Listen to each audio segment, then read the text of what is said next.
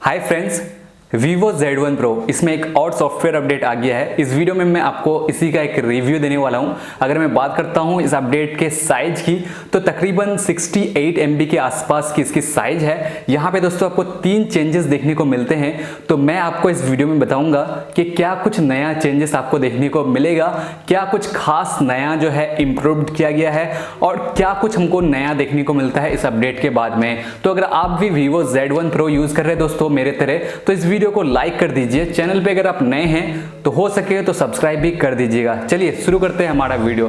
तो आज ही दोस्तों Vivo Z1 Pro में एक नया सॉफ्टवेयर अपडेट आ गया है और ये जो अपडेट है दोस्तों मैंने कर लिया है। उसके बाद में ये फ़ोन जो है यूज़ किया हूँ, तो मैं अपना एक्सपीरियंस शेयर करने वाला हूँ। सबसे पहले मैं आपको बता दे रहा हूँ कि क्या कुछ नया आपको इस अपडेट में मिलता है। तो सबसे पहली जो चीज़ यहाँ पे नई दी गई है दोस्तों वो है एंड्रॉयड का सिक्योरिटी पैचेस, ये नया आपको दे दिया गया है। उसके बाद दोस्तों यहाँ पे जो है सिस्टम स्टेबिलिटी को इम्प्रूव्ड किया गया है और यहाँ पे जो है थर्ड पार्टी ऐप को अगर कोई प्रॉब्लम हो रहा था तो उसको भी यहाँ पे इम्प्रूव्ड किया गया है। उसके बाद दोस्तों टच स्क्रीन को यहाँ पे इम्प्रूव्ड किया गया है और आपको अब जो है बेटर टच स्क्रीन एक्सपीरियंस मिलने वाला है Vivo Z1 Pro में। तो हो सकता था किसी यूजर्स को जो है पहले टच स्क्रीन का इशू हो रहा था, तो अब जो है नहीं होने वाला है। यहाँ पे इस चीज को फिक्स कर दिया गया है और टच की जो एक्सपीरियंस है दोस्तों वो और भी अच्छी कर दी गई है। तो यही 3 चीजें जो है दोस्तों आपको इस अपडेट में मिलती है।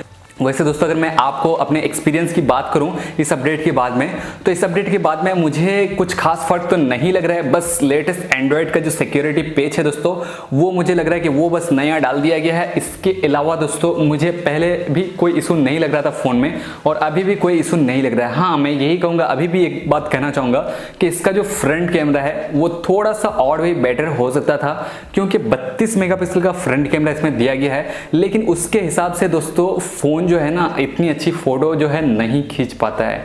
पता नहीं ये जो मतलब क्या हिसाब किताब है Vivo का, मुझे ये बात समझ में नहीं आई। वैसे फ़ोन काफ़ी अच्छा है, बैटरी बैकअप भी यहाँ पे आपको काफ़ी अच्छी मिल जा रही है, बैटरी बैकअप में कोई इशू नहीं है। हाँ, लेकिन PUBG खेलने के टाइम में दोस्तों मैंने देखा है कि बैटरी काफ़ी ज़्यादा ड्रेन हो रही है 5000 mAh के हिसाब से। वैसे बाकी चीज़ों में बैटरी इतनी ड्रेन नहीं होती है। बाद बाकी रियर कैमरा काफ़ी अच्छा है इस फ़ोन का, इससे मुझे कोई दिक्कत नहीं है। तो यही 3 चीज़ें जो है आपको नई देखने को मिलती है इस अपडेट के बाद में, और यहाँ पे इसके अलावा और कुछ आपको देखने को नहीं मिलता है। तो ये था दोस्तों हमारा एक छोटा सा रिव्यू इसका।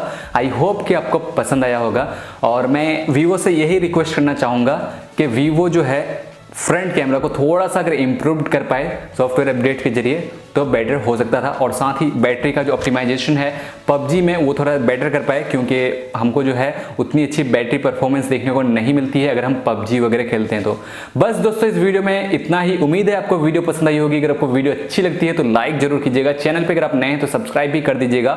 मिलता हूँ मैं आने वाले अगले वीडियो में, तब तक के लिए एंजॉय कीजिए।